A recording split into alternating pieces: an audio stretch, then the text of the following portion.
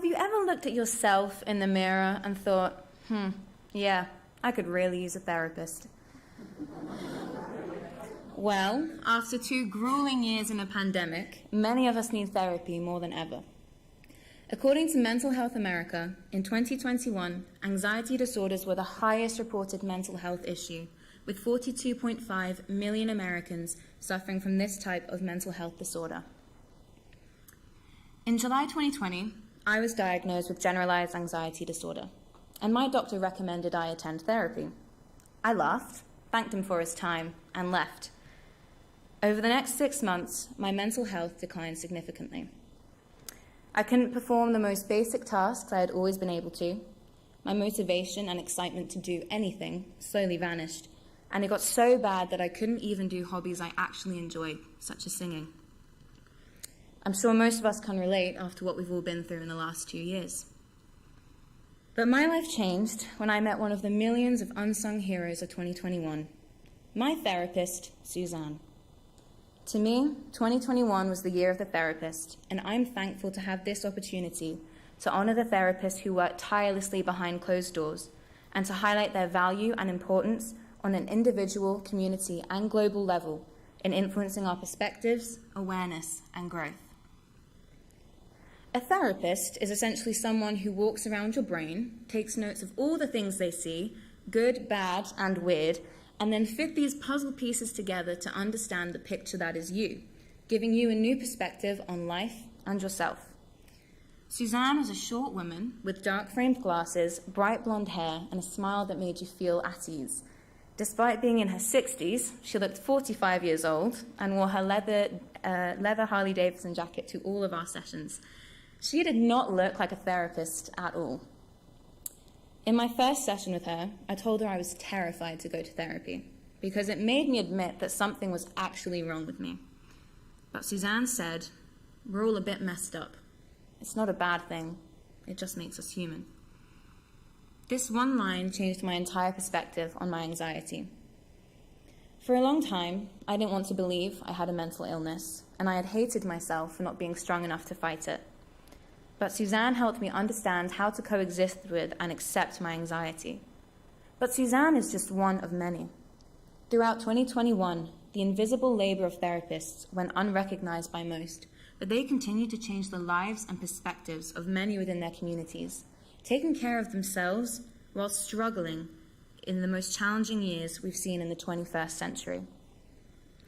In addition to our own personal pressing problems, global events affect us all, stretching us to our limits and creating divisions between us. But therapy is a tool we can utilize to help bridge those divides, help us deal with global events, and understand the perspectives of others.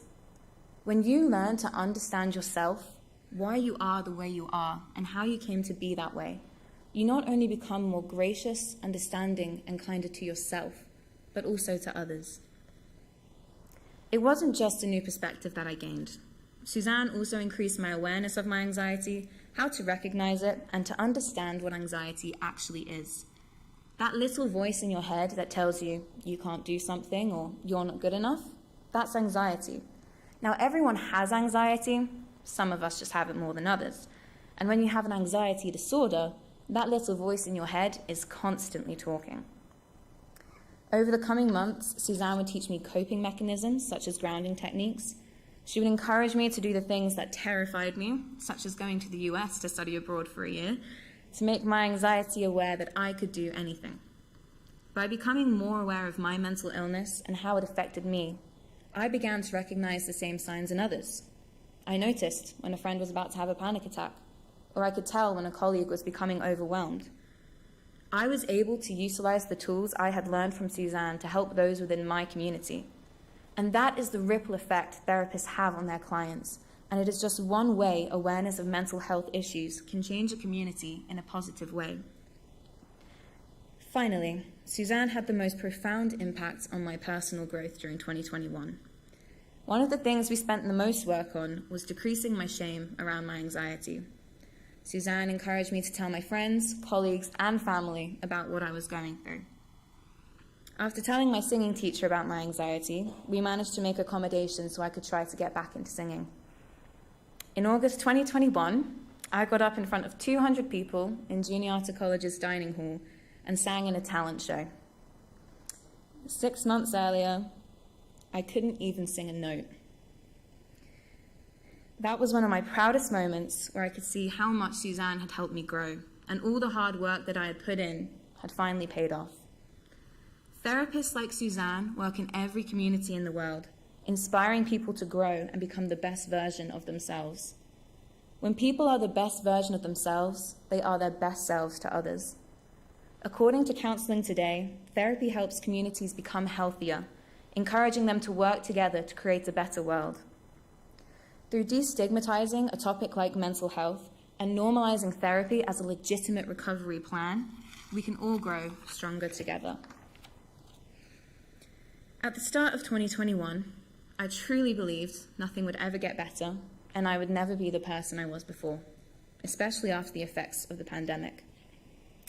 I ended 2021 with the best friends I've ever had, tools to manage my anxiety, a drive to continue my personal growth, and a new perspective on life, none of which would be possible without Suzanne. She taught me that the person you were in the past does not have to determine the person you can become in the future. You decide who you are and who you will be. She is an example of the power and influence that therapists have in our individual and collective lives. Pandemic aside, life is tough. Whilst I have been lucky enough to have a therapist like Suzanne, and I got the help that I needed, not everyone is as fortunate. According to Our World in Data, 10.7% of the world suffers from some form of mental illness.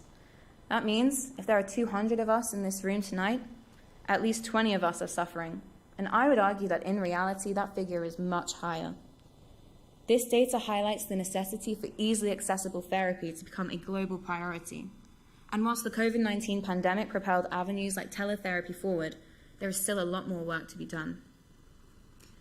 If you find yourself overwhelmed with stress, anxiety, depression, or even just life, why go through it alone? We're all a bit messed up. It's not a bad thing, and it just makes us human. And when you do get a therapist, I hope you too will realize how valuable they are for our local, community, and global health, and you too will want them on the cover of Time magazine.